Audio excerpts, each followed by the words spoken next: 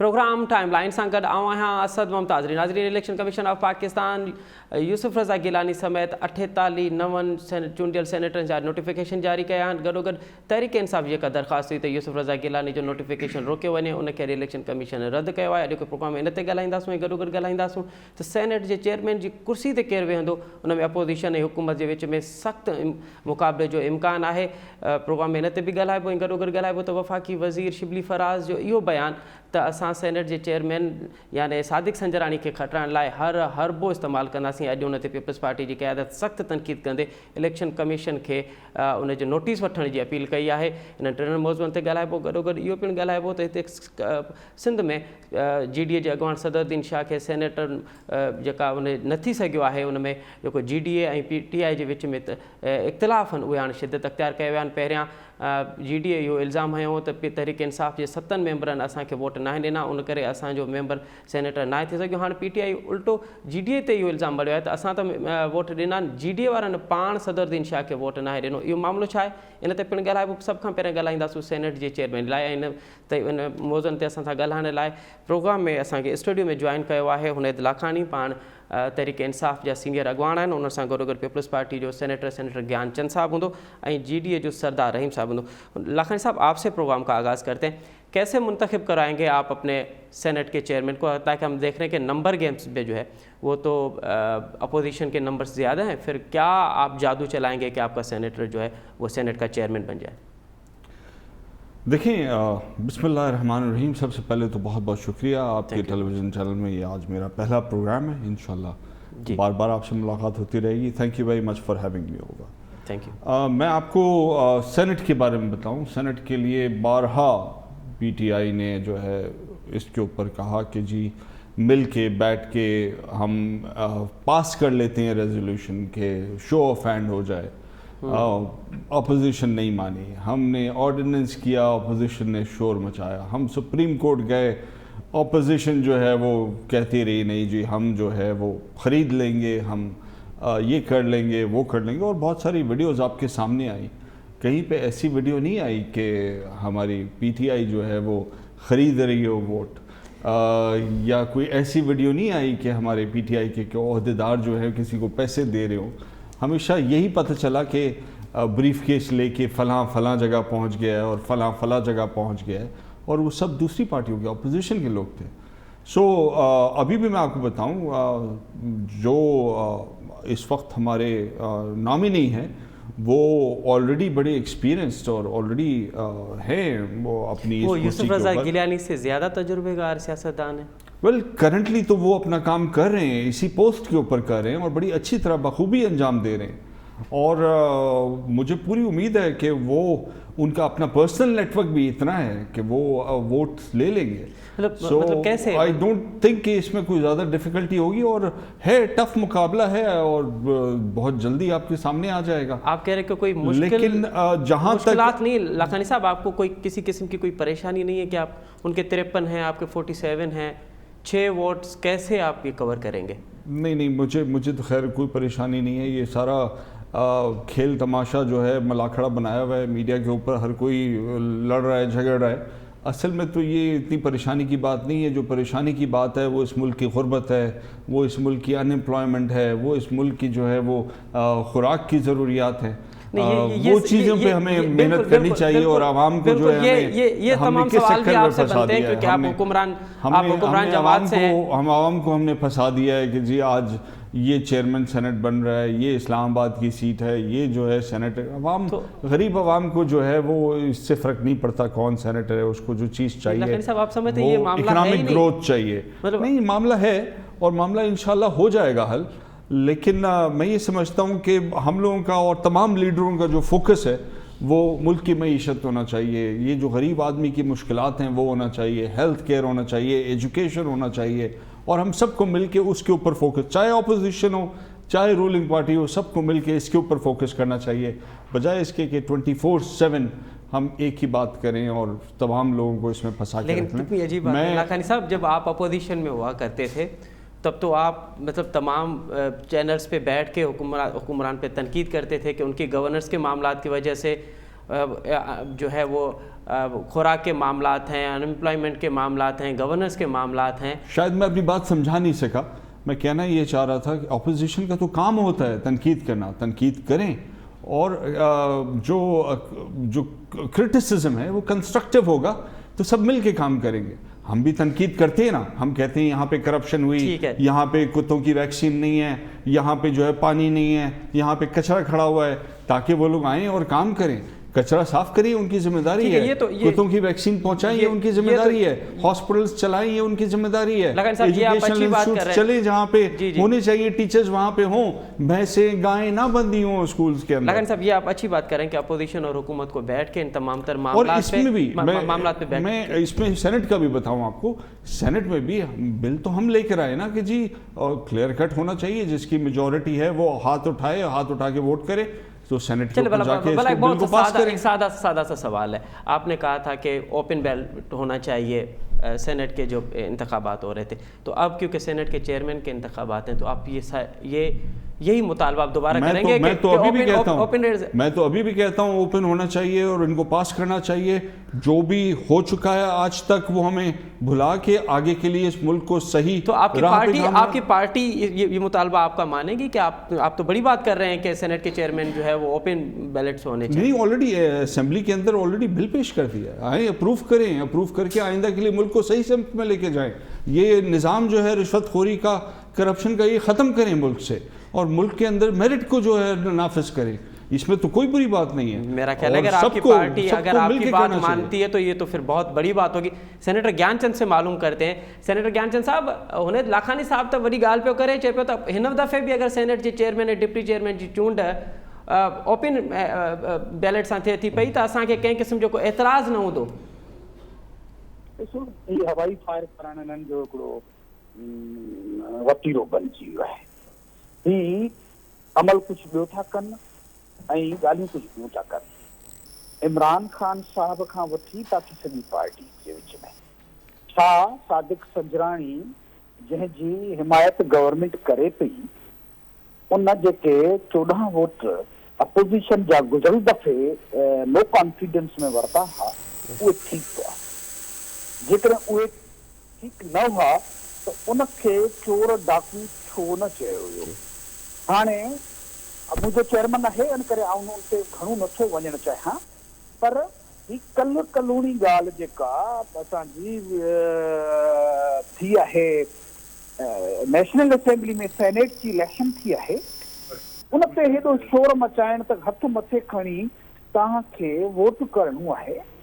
उन साली अञा 4 ॾींहं बि कोन गुज़रिया आहिनि त गुजराती में असां वटि मेजॉरिटी मौजूदु आहे अपोजिशन वटि, जेकॾहिं हीअ एॾा ट्रांसपेरेंट आहिनि।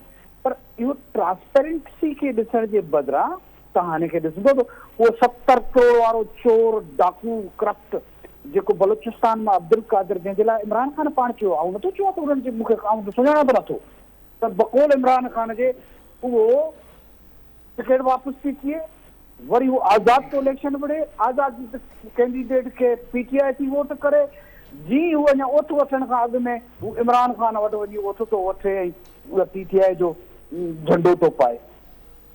इन क़िस्म जी सूरतहाल में तव्हां हिननि जी कहिड़ी ॻाल्हि ते एतबार कंदो? बाक़ी जेको ट्रेंड थींदो आहे, माण्हू कंहिं गवर्नमेंट खे वोट छो न कंदा आहिनि, इन करे कोन कंदा आहिनि जिनजी बैड गवर्नेंस हूंदी आहे, उनजी डिलीवरेंस ख़राब हूंदी आहे, हू महंगाई ऐं अवाम ते वॾो बार। अच्छा सेनेटर साहब, पार्लियामेंटरी ॾिसी ठीक है पार्लियामेंटरी ॾिसी चुका आहिनि त ही गवर्नमेंट को बूटो ॿारे कोन थी सघे, ठीक है तबाही जे कुझु कोन थी करे सघे, तंहिं करे ही सुनामी आहे, सुनामी तबाही जी। ठीक है। अच्छा सेनेटर साहब, अॼु शेख रशीद चयो आहे त जीअं यूसुफ रज़ा गिलानी ऐं हफ़ीज़ शेख जी चूंड में असांखे सरप्राइज़ मिलियो, 12 मार्च ते थी सघे थो अपोजिशन खे इहो साॻियो ई सरप्राइज़ मिले। छा इन सरप्राइज़ या अगरि इन तरह जो सरप्राइज़ अव्हांखे मिले थो, इम्कान ई आहे त पोइ छा 12 मार्च ते बि अव्हां इलेक्शन कमीशन खे ईअं ई गैर जानिबदार मञींदो जीअं तव्हां यूसुफ रज़ा गिलानी जी चूंड में गैर जानिबदार मञियो? ॾिसो, सरप्राइज़ जी जेतिरे क़दुरु ॻाल्हि आहे, सरप्राइज़ हूंदा असांखे छा ॾींदा? असां पंहिंजी लीडरशिप जा लाश खयां, तॾहिं बि असां हिन सिस्टम खे में हलंदे असीं विढ़ंदा रहिया आहियूं, माण्हुनि जे राइट्स जे लाइ विढ़ंदा आहियूं, पब्लिक जे राइट्स लाइ विढ़ंदा रहिया आहियूं, डेमोक्रेटिक राइट्स जे लाइ विढ़ंदा रहिया आहियूं। इहो सरप्राइज़ असांजे लाइ को वॾो सरप्राइज़ न हूंदो। असांजे लाइ इहा काफ़ी आहे त असांजे कैंडिडेट जे साम्हूं ही हाराए चुका आहिनि। कॾहिं इलेक्शन कमीशन जो दरवाज़ो था ठुकाइनि, कॾहिं हाई कोर्ट्स खे ठुकाइनि था, छाकाणि त ही पंहिंजो पाण ते ट्रस्ट विञाए चुका आहिनि, पंहिंजी पार्टी ते ट्रस्ट विञाए चुका आहिनि ऐं ज़हनी तौर ते हाराए चुका आहिनि। ठीक है। अच्छा सरदार रहीम साहब, आप जो सिंध में जो मामलात हैं उस पर तो हम बात करेंगे, लेकिन सबसे पहले ये कि कल नहीं परसों जो इलेक्शन होने वाले हैं सेनेट के चेयरमैन और डिप्टी चेयरमैन पे, जीडीए कहाँ खड़ी होगी? क्या इस सूरत हाल में भी जीडीए हुकूमती उम्मीदवार को सपोर्ट करेगी या अब उसके पास कोई और ऑप्शन भी है? आपकी आवाज नहीं आ रही है सरदार साहब। 12 तारीख को आप कहाँ खड़े होंगे? सिंध में जो सूरत हाल है वो अपनी जगह, लेकिन 12 तारीख को जीडीए कहाँ होगी? हुकूमत की तरफ या अपोजिशन की तरफ? जी जी, हम पीटीआई को सपोर्ट करेंगे। पीटीआई का जो कैंडिडेट होगा हम उनको वोट देंगे। अच्छा, आप हर सूरत हाल में पीटीआई को सपोर्ट करेंगे, ठीक है। अच्छा सरदार साहब, शिबली फराज साहब का ये कहना है कि हम अब बाय द बुक जो है वो उसको फॉलो नहीं करेंगे, हम हर बार इस्तेमाल करेंगे सेनेट के चेयरमैन को मुंतखब कराने के लिए। आप समझते हैं कि इस तरह के बयानात में जो है वो फिर सियासी माहौल में गर्मी पैदा होगी और फिर जो आप जो इल्ज़ाम लगा रहे हैं अपोजिशन पे, फिर ये उंगलियां हुकूमत की तरफ भी उठेंगी? ये तो सहाफ़ी जहां मौजूद थे जब उन्होंने ये बात की थी तो उनको पूछना चाहिए था हर हरबे से क्या मुराद है। जो जमहूरी हरबे हैं वही इस्तेमाल होने चाहिए। जमहूरियत को हमें मजबूत करना चाहिए। देखिए, इतना ये शोर व गोगा मचा रहे हैं। अगर क्या हुआ अगर किसी ऑपोजिशन का अगर सेनेट का चेयरमैन भी आ गया तो? जमहूरी मुल्कों में ऐसा होता है। अमेरिका में आप देखें, कांग्रेस में जो है वो सदर की मेजॉरिटी, सदर जो है जिस पार्टी से वो उसके जो मुखालिफ पार्टी है उसकी मेजॉरिटी थी, लेकिन निज़ाम तो चलता रहता है। तो जमहूरी निज़ाम को अगर मजबूत नहीं करेंगे और सिर्फ सारी कोशिश जो है वो ये करेंगे कि जो अपने ओपोनेंट हैं उसको कमज़ोर करें, उनकी टांगें खींचें, तो फिर ये मुल्क कैसे तरक्की करेगा? गवर्नेंस पे तवज्जो कम, दूसरे को नीचे गिराने में तवज्जो ज़्यादा। लेकिन सरदार साहब अक्सरियत अपोजिशन की है। अगर इस सूरत हाल में हुकूमत अपना सेनेट का चेयरमैन मुंतखब कराएगा तो फिर वही जो हॉर्स ट्रेडिंग के इल्ज़ाम आप यूसुफ रज़ा गिलानी और दीगर फिर तो वो तो आपके ऊपर भी लगेंगे। जी जी, एक कदम के बाद दूसरा कदम जो है ना वो फिर उसकी जिम्मेदार हो जाता है। अगर आप प्रोविंशियल इलेक्शंस में वोट खरीद फरोख्त की बात करेंगे तो लामाला फिर चेयरमैन के इलेक्शन में भी ये बात होगी। देखें, जो हमने सेनेटर्स इलेक्ट किए सिंध में। जी सरला साहब, मेरी आवाज आ रही है आप तक? जब आपकी सीटें इतनी नहीं है इलेक्ट करने की जी, तो ये अगर आप यहाँ पर करेंगे तो फिर उसका टिट फॉर टैट फिर दूसरा भी सिलसिला। अरे सरदार साहब, ये आपके साथ पीटीआई का क्या मामला हुआ कि आपने तो कहा था कि पीटीआई के मेंबरान ने आपको वोट नहीं दिया, अब पीटीआई वाले कह रहे कि खुद जीडीए वालों ने सदरुद्दीन शाह को वोट नहीं दिया। क्या हम इस चैप्टर को क्लोज करना चाहते हैं? ये कंट्रोवर्सी हम नहीं खड़ी करना चाहते। देखिए, हमारा कैंडिडेट हारा ना जी, जो भी वजह हुई हमारा कैंडिडेट हारा, हमें वो कबूल है, हम उस पे फख्र करते हैं कि किसने ये कंट्रोवर्सी किसने, सरदार साहब ये किसने पैदा की कंट्रोवर्सी? हमारी कुर्बानी की वजह से पीपल्स पार्टी का वो क्लेम जो है वो पूरा नहीं हो सका और 2 सीटें हमारी जो अलायंस था उनको इजाफी मिली, टेक्नोक्रेट की और लेडीज की, वो हमारे 14 वोट्स की वजह से मिली। हम इस बात पे खुश हैं, हमें कोई रंज नहीं है, हम सियासी लोग हैं, पार्टी होती है इलेक्शंस में और इंशाल्लाह जब फिर मैदान लगेगा फिर हम मैदान में होंगे और इंशाल्लाह जीतेंगे। जी सरदार साहब, आपने खुद कहा कि पीटीआई वालों ने आपको वोट नहीं दिया, तो अब आप कंट्रोवर्सी की बात कर रहे हैं, तो फिर ये कंट्रोवर्सी किसने पैदा की?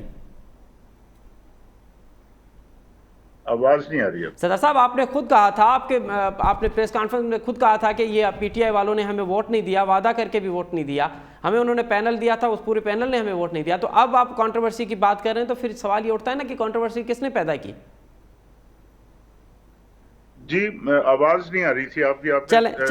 चले हम ये लाखानी साहब से बात। लाखानी साहब, ये जो सदरुद्दीन शाह वाला मामला है, ये कंट्रोवर्सी किसने पैदा की? आपके मेंबरान ने वोट दिया था वाकई या फिर जीडीए वालों ने कोई मामला किया है? देखें, اس کی ڈیٹیلز تو پتہ چل جائیں گی سب کو کہ کون کون اس کے اندر کلپریٹ ہے، اور وہ سامنے آ جائے گا، تھوڑے دنوں کی بات ہے. لیکن سردار صاحب نے بہت اچھی بات کی اور بڑی بیلنس بات کی کہ یہ جمہوری طریقہ جو ہے، جمہوری نظام جو ہے وہ چلتے رہنا چاہیے. اس سے فرق نہیں پڑتا کوئی الیکشن اگر کوئی جیت گیا کوئی ہار گیا، اٹس اوکے، اٹ ہیپنس.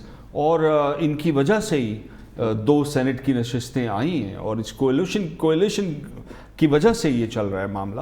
آگے بھی یہ اس طرح کی باتوں سے کولیشن خراب نہیں ہوگا.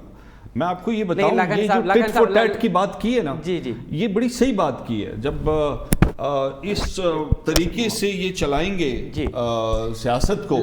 لکھن صاحب بہت سمپل سا سوال ہے کہ اگر یوسف رضا گیلانی جیت جائے تو وہ ہارس ٹریڈنگ ہے، اگر صدرالدین شاہ ہار جائے تو یہ جمہوری رویہ ہے. نہیں تو اس میں آپ کو شک ہے کہ وہ ہارس ٹریڈنگ کے بغیر جیتیں؟ مجھے شک یا یقین کی بات ہی نہیں ہے، وہ تو آپ کا موقف ہوگا.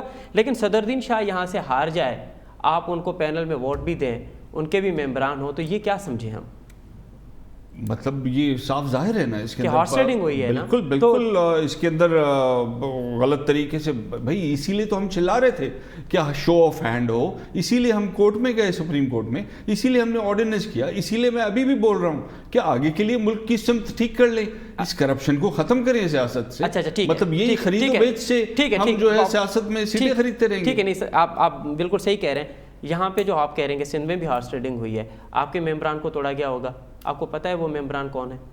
نہیں مجھے نہیں پتا اس معاملے میں، اور میں آپ کو یہ بتاؤں جو بھی ہے سامنے آ جائے گا، پتہ چل جائے گا. ٹھیک ہے، جو 16 ممبران بھلا صوبائی اسمبلی، قومی اسمبلی میں جنہوں نے یوسف رضا گیلانی کو ووٹ دیے ہیں، کیا عمران خان کو پتہ ہے کہ وہ کون ہے؟ ویل میں اس پہ یہی کہوں گا اس وقت کہ یہ تھوڑی قبل از وقت بات ہو جائے گی کہ کسی کے اوپر الزام تراشی کی جائے یا کوئی نام لیا جائے. جو بھی ہے اس کا پتہ تو چل ہی جائے گا نا. وہ تو الیکشن کمیشن کے پاس سسٹم تو ہے، اور آئی ایم شیور کورٹ میں بھی گئے ہوئے ہیں. کورٹ مانگے گا تو کورٹ کو مل جائیں گی. لکھن صاحب گزشتہ 2 دن سے الیکشن کمیشن، اور آج تو اطہر من اللہ نے بھی کہا ہے کہ آپ اپنے 11-16 لوگوں کا نام دیں تو ہم اس معاملے کو آگے بڑھائیں. تو پی ٹی آئی ان 16 ممبران کے نام کیوں نہیں دے رہی الیکشن کمیشن کو جنہوں نے ووٹ پی ٹی آئی کے خلاف دیا ہے؟ نہیں، I don't think P T I چھپا رہی ہے. اس کا جو بھی پروسیس ہے ڈیو کورس آف ٹائم سامنے آئے گا. لیکن میں آج تو نہیں بتا سکتا کہ اسلام آباد کے اندر ان کے پاس وہ 16 نام، اگر ایسا ہوتا تو آپ کو بھی پتا ہوتا. مجھے نہیں پتا کون لوگ ہیں، کس نے کیا کیا ہے، لیکن سامنے آ جائے گا، وقت سب بتا دے گا. ہم تو یہ بات کر رہے ہیں کہ ہمیں یہ ہارس ٹریڈنگ کا سسٹم ختم کرنا چاہیے.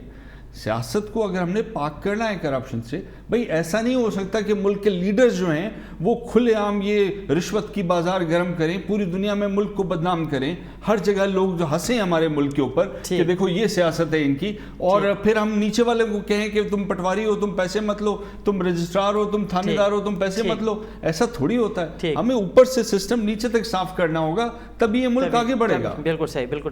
سینیٹر گیان چند صاحب، یہ کہ 16 ممبران جن تاکہ ووٹ ڈنا انہیں کیڑی قربت تے وہاں کے ووٹ ڈنا، چھا اما انہیں کے پارٹی میں شمولیت کو آسرو ڈینو ہے یا ایک انہیں لاکھانی گال پہ کرے تو ہارس ٹریڈنگ تھی، یہ سب ہارس ٹریڈنگ جو نتیجو ہے؟ ॾिसो या त इहो हुजे त भई इमरान खान वज़ीर आज़म थी वियो आहे, उन जे करे तव्हां सियासत खे करण ई छॾे ॾियो. इहा ॻाल्हि त कोन थी थी सघे न. या इमरान खान खां पोइ जेको इमरान खान खां फिरंदो उहो गद्दार हूंदो, ऐं जेको ॿी पार्टी खां फिरे इमरान खान सां गॾिबो उहो वफ़ादार हूंदो या उहो नेक हूंदो. ऐं हीउ जेको कल्ह यूसुफ रज़ा गीलानी खे चोर ऐं डाकू पियो चए, प्राइम मिनिस्टर जी सीट ते वेही हिकिड़े एक्स प्राइम मिनिस्टर खे, उहो साॻियो इहे ई लफ़्ज़ दहशतगर्द ऐं कब्ज़ा माफ़िया इहो एमक्यूम लाइ इस्तेमालु कंदो. इहे चौधरी साहिबान जिन जे वोटनि ते हिननि जी गवर्नमेंट बीठी आहे उन्हनि जे लाइ बि इहे लफ़्ज़. हीउ हिकिड़ो बदतमीज़ी आहे, हीउ हिकिड़ो सियासी माण्हुनि खे खुआरे ख़राबु करणो आहे. इन खां मथे ॿियो कुझु बि कोन्हे को. बाक़ी ही ॻाल्हियूं कहिड़ियूं बि कनि हिननि यानचंद साहब 16 मेंबरनि अवां खे वोट कीअं ॾिना? को त अवां वटि जादू हूंदो न. इमरान खान ऐं उनजी पार्टी जी नालाइकी, नाहिली, बैड गवर्नेंस जे करे ॾिना.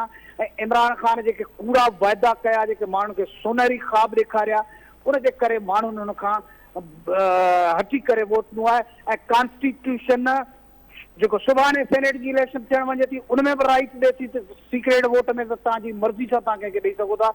जेके यूसुफ रज़ा गिलानी खे वोट न, उहो एज़ पर कॉन्स्टिट्यूशन हुननि जो राइट हो। मोरल अथॉरिटी जेकॾहिं PTI जे कंहिंजी कोन्हे त बाक़ी ॿिया PTI वारा हिननि सां गॾु कीअं बीहंदा। अच्छा जिन्हनि 16 मेंबर अव्हांखे वोट ॾिना उहे एतिरा त बहादुर हुजणु घुरिजनि न, त अची चवनि मामला त असां गवर्नेंस जे मामलनि ते वोट ॾिनासूं, असां PTI जी हुकूमत सां हाणे सहमत न आहियूं, उहे आख़िर लुकियल छो आहिनि?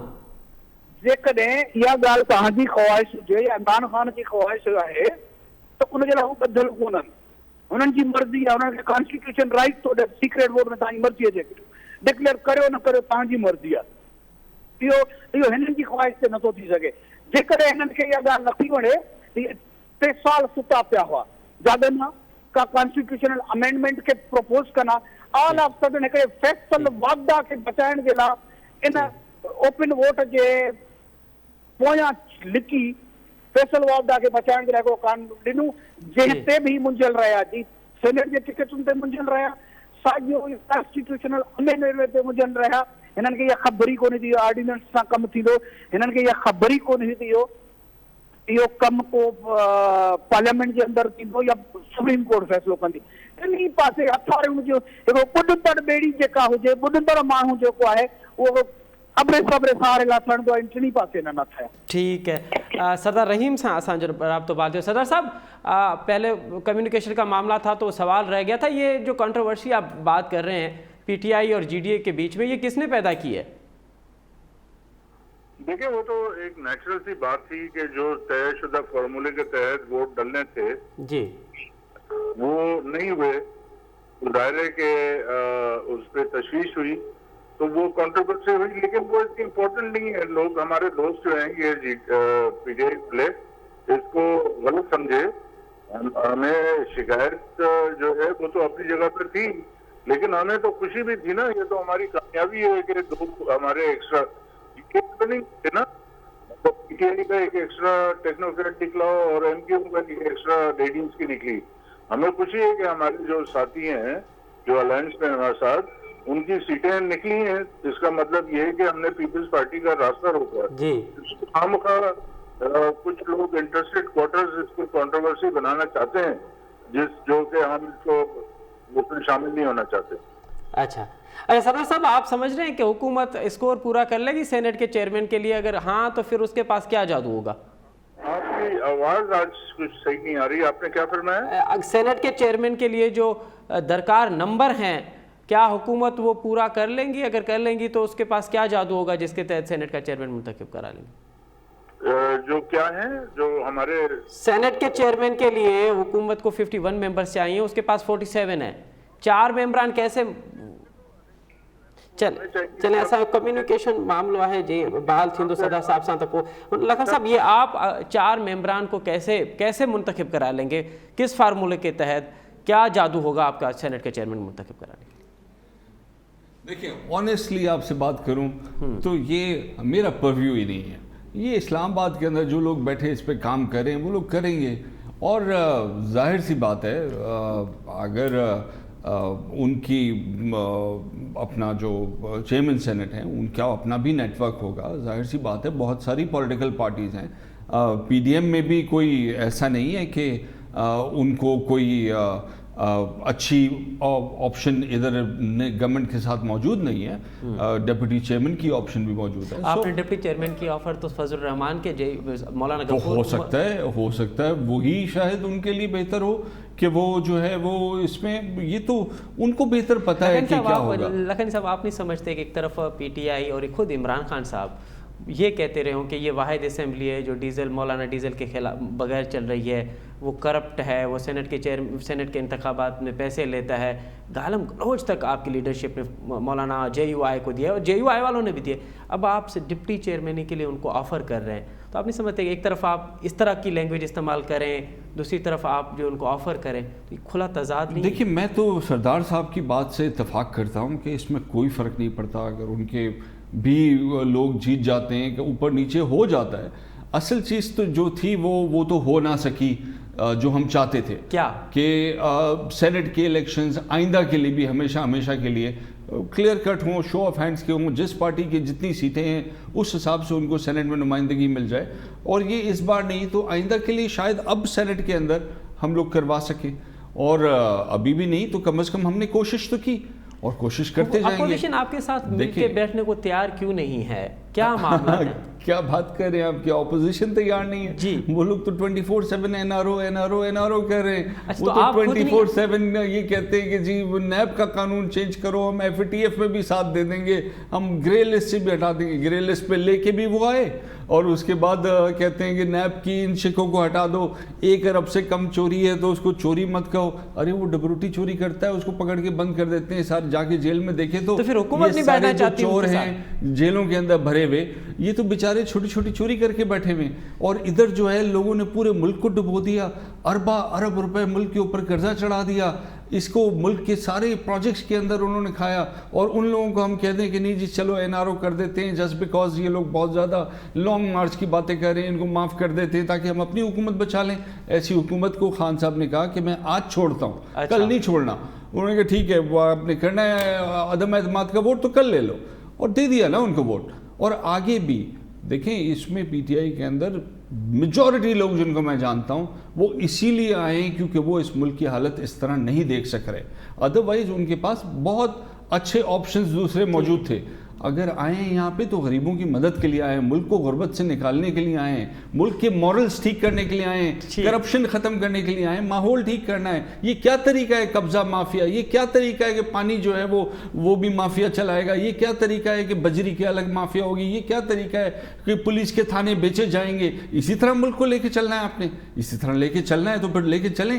زیادہ عرصے چل نہیں سکتا اس طرح, ہمیں ٹھیک سمت پہ جانا پڑے گا, قبلہ درست کرنا ہوگا, اللہ کا خوف جو ہے لانا ہوگا اپنے دلوں میں. صاحب آپ نے جتنی بھی باتیں کی بس ایک مختصر یہ ہے کہ 2.5 سال میں آپ نے کیا کیا یہ آپ سے ضرور پوچھیں گے. اچھا گیان چند صاحب مختصر یہ بتائے جو تو 12 مارچ تے وہاں کترا پر امید آئے تو وہاں یوسف رضا گیلانی کے سینٹ جو چیئرمین منتخب کرائی.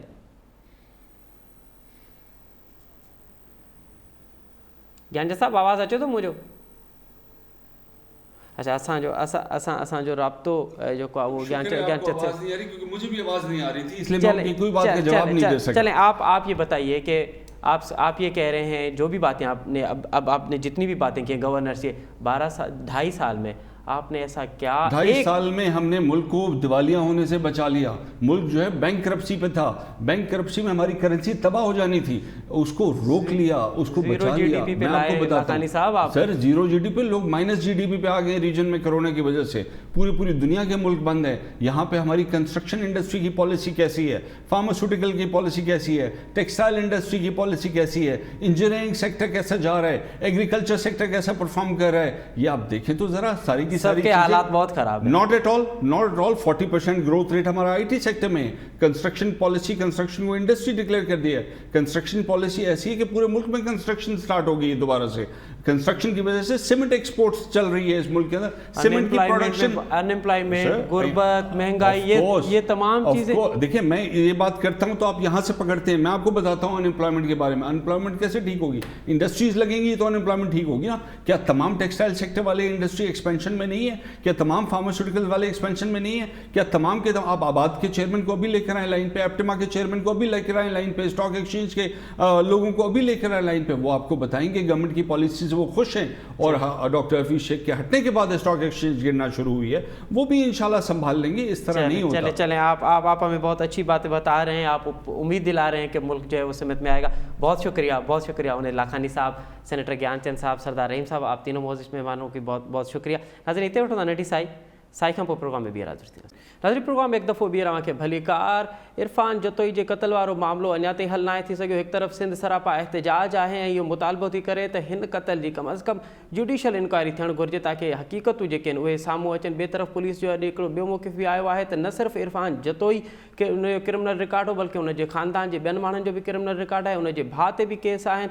हीउ मामिलो आख़िर वञे काॾे थो पियो. प्रोग्राम में इन ते ॻाल्हाईंदासीं त हिन तरह जा वाक़िया जॾहिं बि थियनि था पिया त अगरि हिकु शख़्स जो क्रिमिनल रिकॉर्ड भी आहे त उहो गिरफ़्तार छो नथो थिए? हर दफ़े इन तरह जे वाक़िअनि में जेको क्रिमिनल रिकॉर्ड रखंदड़ पकोल पुलिस जे त उहो क़तल छो थो कयो वञे? इन्हनि मामलनि ते ॻाल्हाईंदासूं। ऐं हिन वक़्तु असांखे प्रोग्राम में जॉइन कयो आहे फारूक सूमरो, असांजो टाइम न्यूज़ जो रिपोर्टर आहे सखर में, ऐं गुलाम नबी जतोई भाउ आहे इरफान जतोई जो।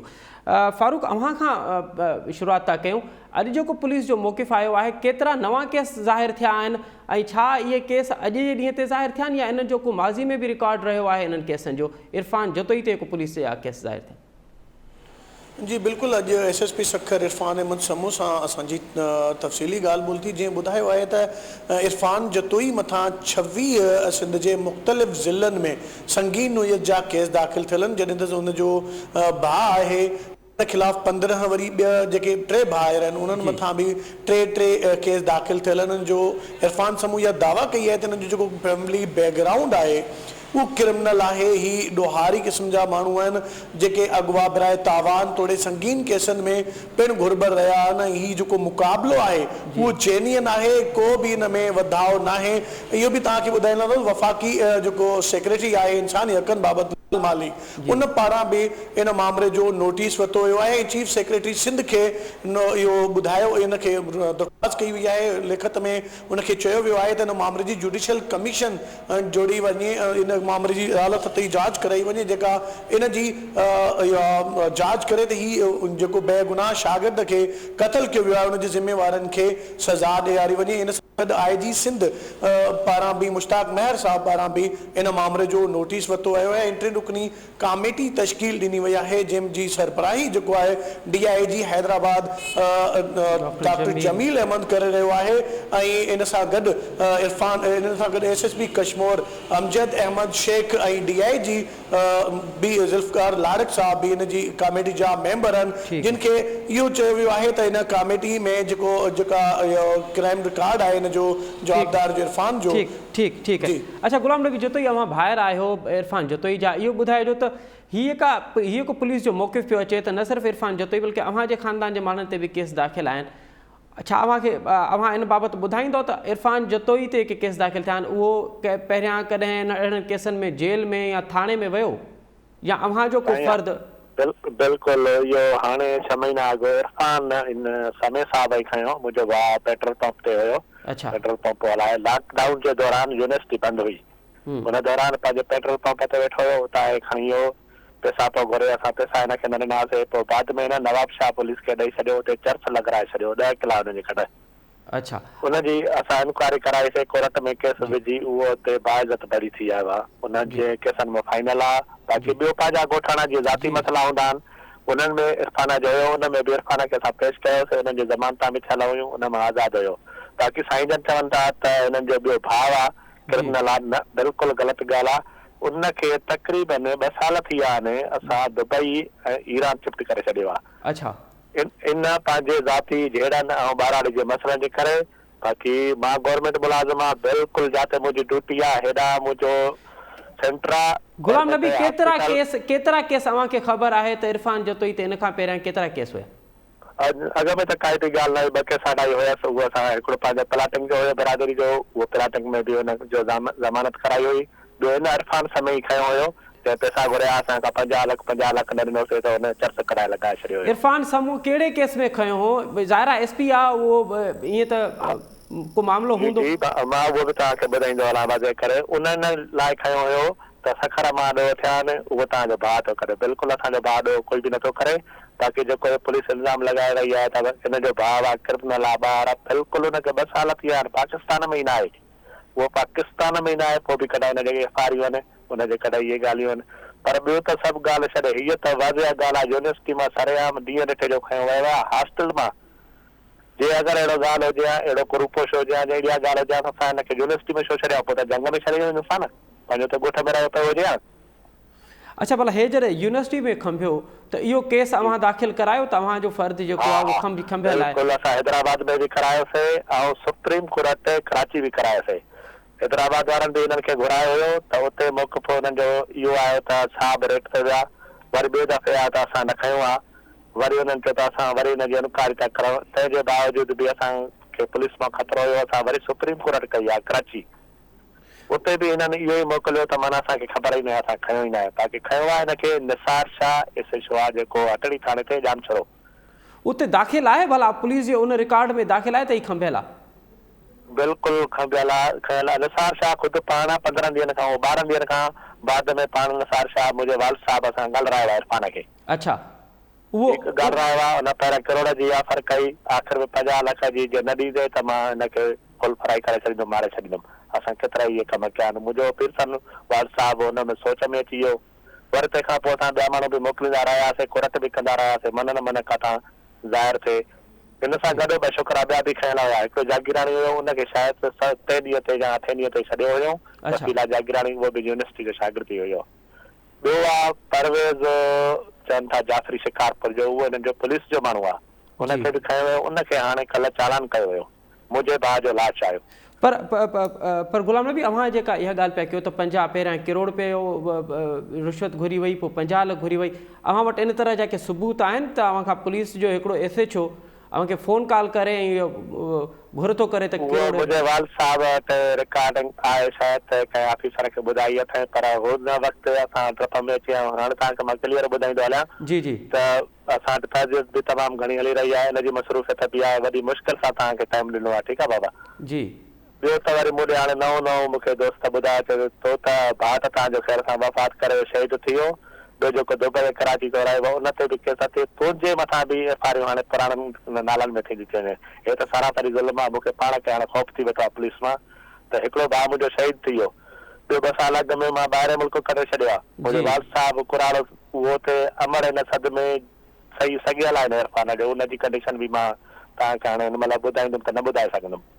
पर असांखे इरफान जे शहीद जो माना ज़हनी टार्जर, ॿियो वाल साहब कुराड़ो, ॿियो त हाणे वॾी अफ़सोस जहिड़ी ॻाल्हि आहे त यूनिवर्सिटीअ मां ॾींहं ॾिठे जो सरेआम खजे थो। वरी अधा जन यूनिवर्सिटी वारा चवनि पिया था असांजे हिन में दाख़िल न आहे।